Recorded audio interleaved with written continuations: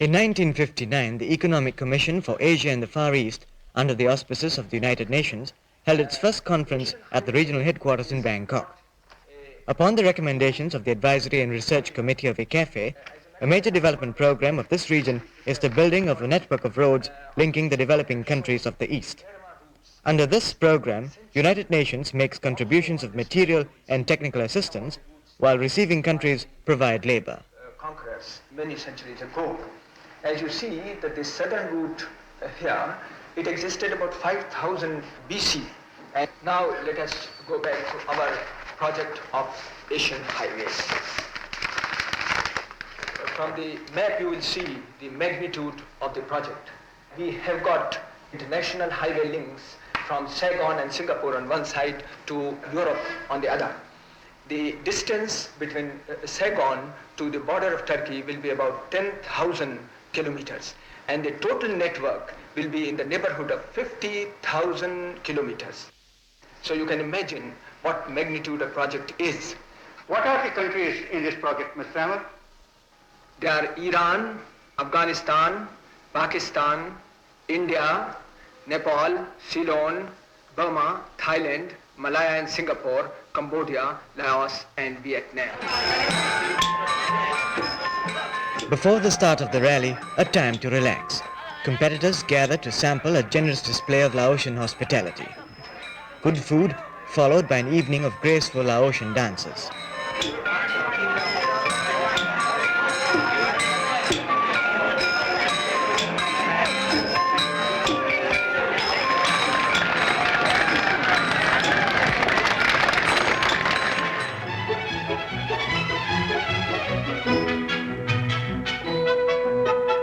Today is the dawn of a new era in road communications for Asian nations. The rally, organized under the auspices of the ICAFE branch of the United Nations, is a step towards the realization of a road network linking the East and the West. Vehicles of all makes, including those assembled in the various participating nations, gather here to test their durability and roadworthiness. A unique feature in the first Asian Highway Rally is the inclusion of a class for heavy vehicles, trucks, buses and lorries. A few hasty last-minute checks as drivers and navigators anxiously await the start of the 2,900-kilometer rally. At midnight, they're off again, away from the little town of Nung Khai. Destination, the bright lights of Bangkok.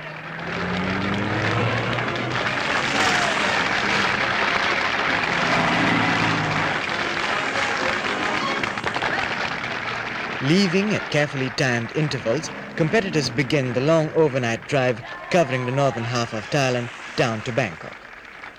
The rally is run in accordance with international rules. The competitors are required to cover a set distance over a specified route in a given time. Rallying makes great demands on the abilities of driver and navigator and machines. Working together, they are required to maintain a steady average within legal speed limits. Time lost on one section has to be made up if lateness is to be avoided on the next stage, as these sections are independent for timing and scoring. As in all international rallies, no overnight stops are scheduled. Thailand, with a large expanse of flatland, is a major rice bowl of Southeast Asia.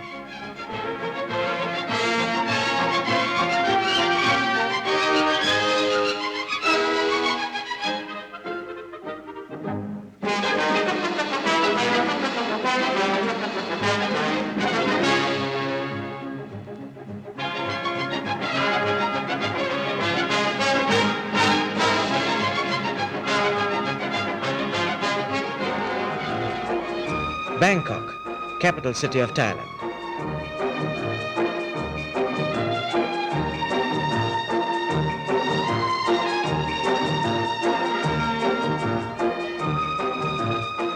A bustling metropolis that attracts tourists from all over the world. The city is a pleasing blend of East and West, where visitors can spend endless hours in the numerous shopping arcades.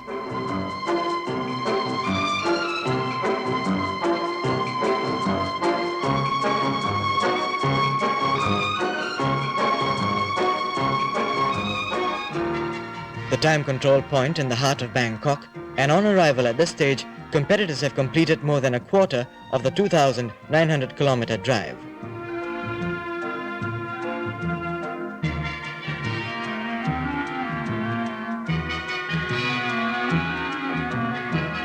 A cheerful welcome as competitors clock in. And here, they're afforded a welcome 2.5-hour rest.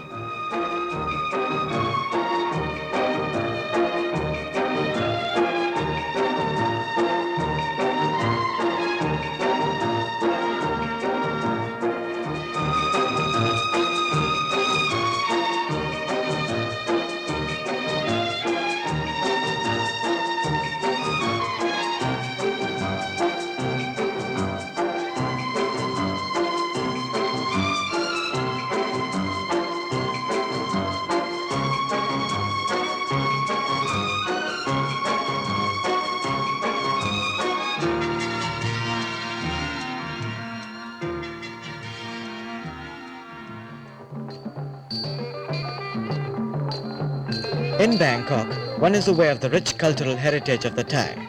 The many pagodas or temples point back to a magnificent and ancient civilization.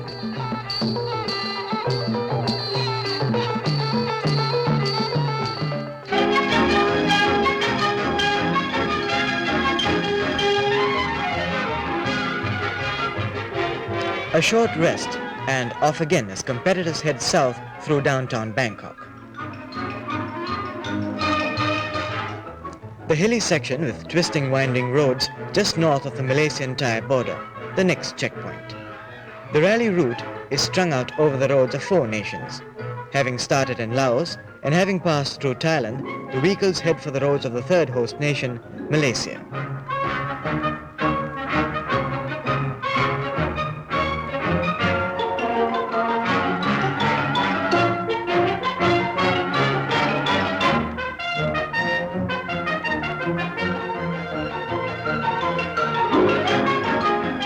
The Malaysian-Thai border, and ahead is the little town of Sadao.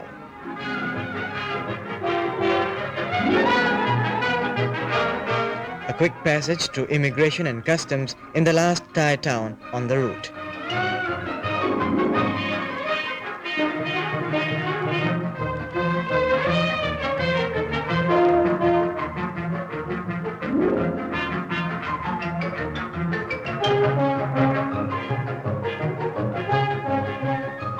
Changlung, and the first Asian highway rally enters Malaysia.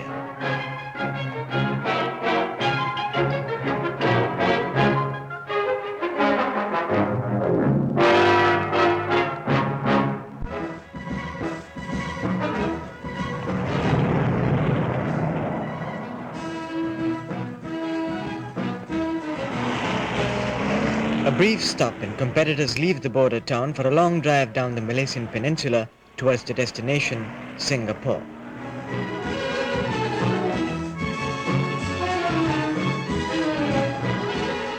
The drive down through Perlis marks a distinct change of scenery. The great expanse of plain is under cultivation and is commonly referred to as the Rice Bowl of Malaysia.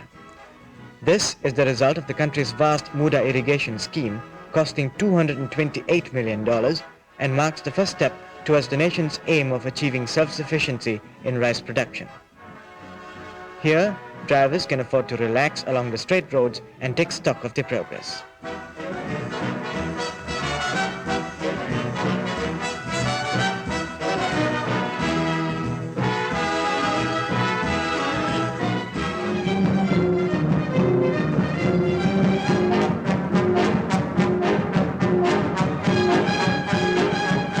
Malaysia is the world's largest tin producer, providing for more than 1/3 of the world's requirements.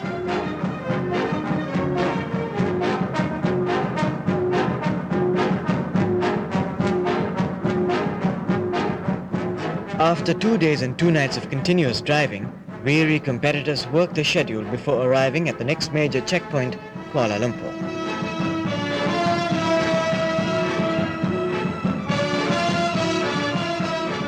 The Day 1 Riot, or Parliament House, seat of the Malaysian government, is situated on a hill overlooking the federal capital.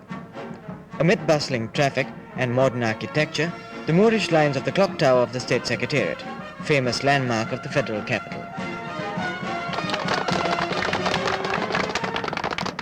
The checkpoint at the Merdeka Stadium, and a hearty handshake and welcome from the Minister of Transport, Tan Sri Sadon bin Haji Jubair.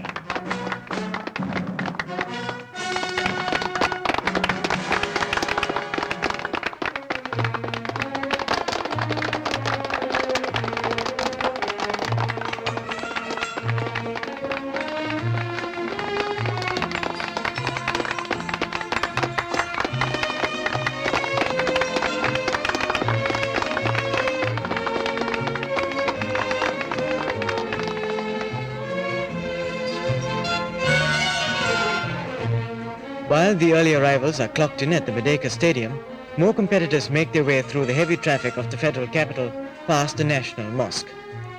This elegant building is a symbol of the Muslim faith, the national religion and faith of 5 million Malaysians.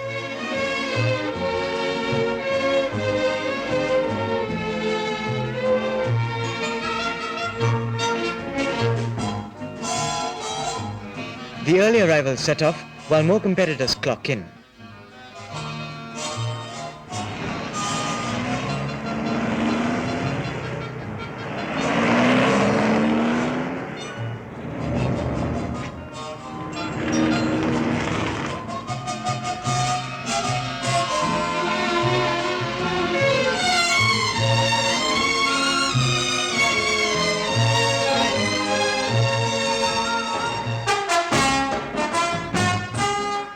Nestled amid hills 34 miles from Kuala Lumpur is Seremban, a town on the main trunk route south. Here competitors try to make up for lost time as the finish at Singapore is a mere 4 hours driving time away.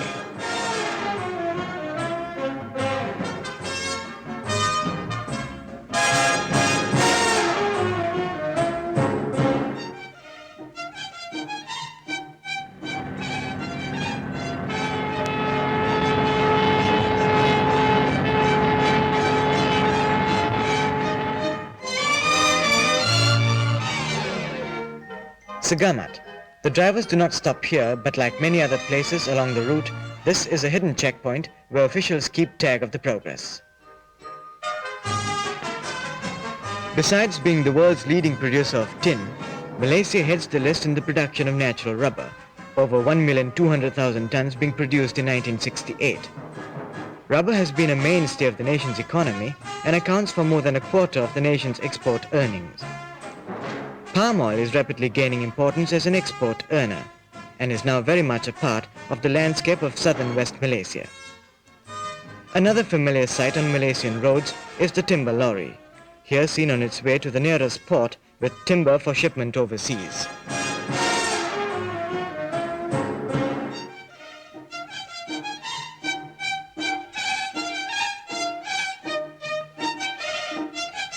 India drives south, competitors will have seen the many faces of the Malaysian economy: rice fields, tin mines, rubber and palm oil estates, and other agricultural export earners.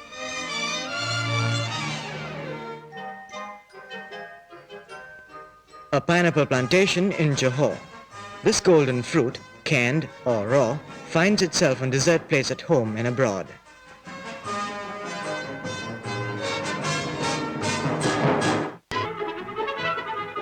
Into Johor Bahru, the southernmost town on the Malaysian peninsula, and competitors head for the last leg home.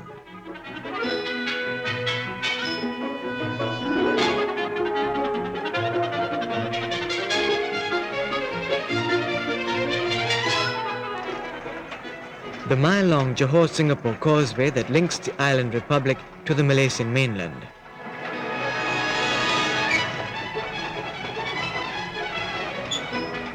As dusk falls, 3 days after the start of the rally in Vientiane, 2,900 kilometers or 1,800 miles away, the competitors make their way onto the roads of the fourth host nation, Singapore.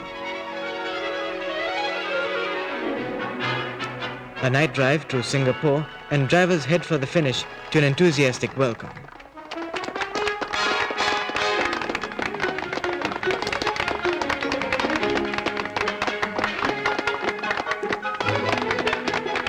Warm greetings from the Singapore Minister for Youth and Culture, Encik Othman Wok. checking in for the last time, and exercise to cramped muscles. Rallying isn't quite a picnic, but here's one couple who made it a honeymoon as well.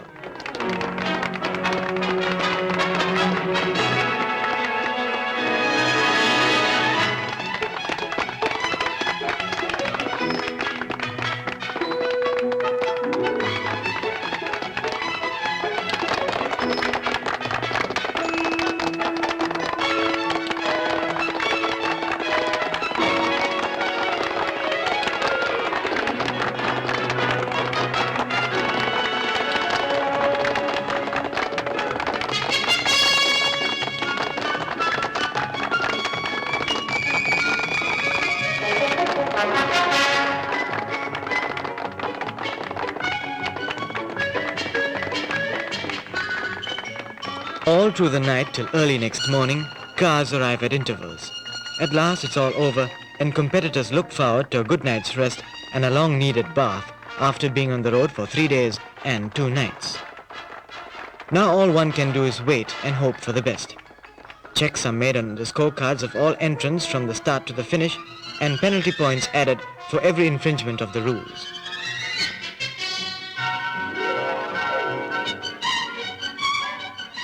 Dawn in Singapore, the magnificent harbour which serves as the shipping centre for the region.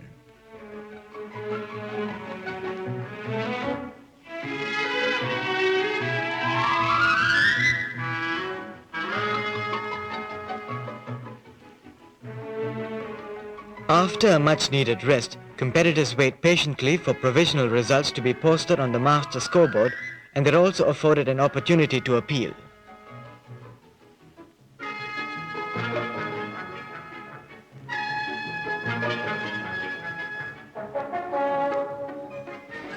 At night, at the residence of the President of Singapore, the Minister for Youth and Culture, Encik Othman Wok, congratulates the winners and welcomes the spirit of goodwill and sportsmanship of the entrants.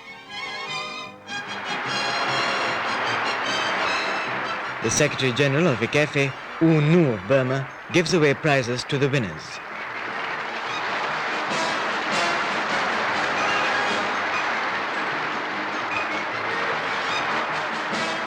Of the 155 starters, 136 vehicles completed the grueling 1,800-mile run from Vientiane to Singapore. A Malaysian entry won first prize, while the second and third prizes went to Thai entries.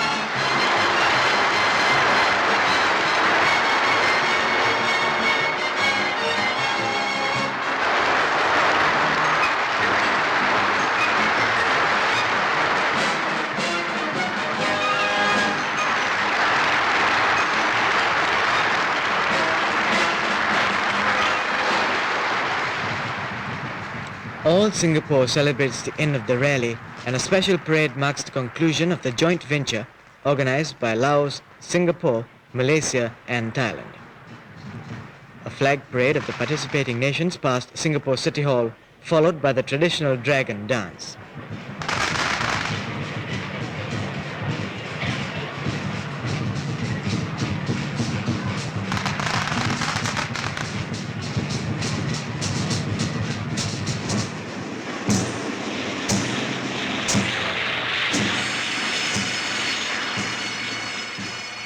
Matching the skill and endurance of the rally drivers, a display of precision skydiving by members of the Royal Air Force stationed at Singapore.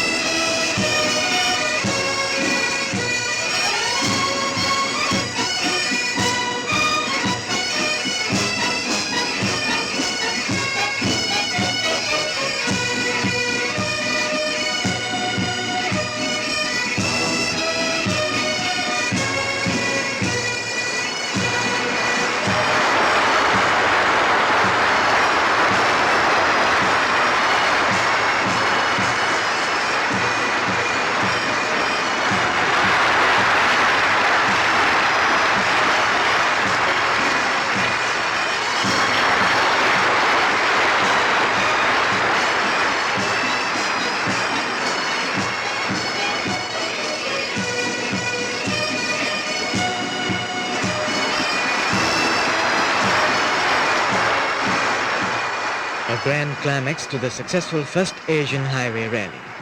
A parade of all the vehicles through the promenade of Singapore. It was a tiring but exciting run and an experience to be remembered. Lasting friendships were made and the first step taken towards the realization of a 5,000-year-old dream, a highway linking the Far East to Europe. A right step in cooperation between nations and in opening a vital road link. A happy end, reluctant farewells, and see you on the next run. And as we say in Malaysia, Selamat Jalan.